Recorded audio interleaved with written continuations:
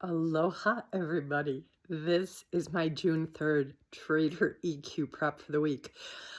Had a really great conversation with Andrew Aziz, the founder of Bearable Traders, on my Twitter Space Friday about his summiting Mount Everest. And he talked about a lot of things. I really hope you'll listen to it. It's such an inspiring and unusual conversation.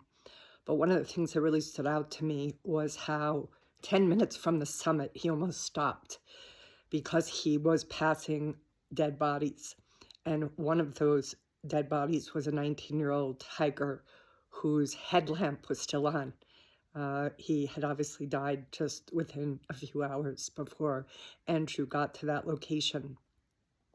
And he, obviously was struggling with the cold and lack of oxygen, but his Sherpa, encouraged him to keep going because he said, you're too close. Like, they're not talking at that level. It's kind of just all, communication without words, so to speak.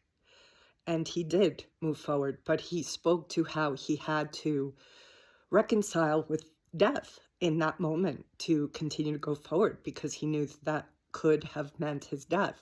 He said not just those next 10 minutes, but the descent back down, which is when the exhaustion sometimes hits hikers.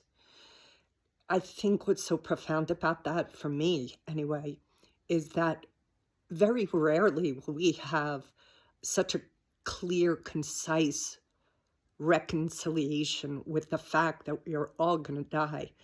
I had it during the false missile alert that came into Hawaii a few years ago. I did think it was real. I did feel it was going to happen. And for the 20 minutes until they told us it was a false alarm, I had to reconcile and look death in the eye myself. In so many ways, I think those kinds of moments are so precious because they force us to be with how mortal we are, how this lifetime is not going to last forever. And I feel a lot of our choices perhaps would be different if we had that hard reconciliation, that hard look into death's door, that it's there for all of us.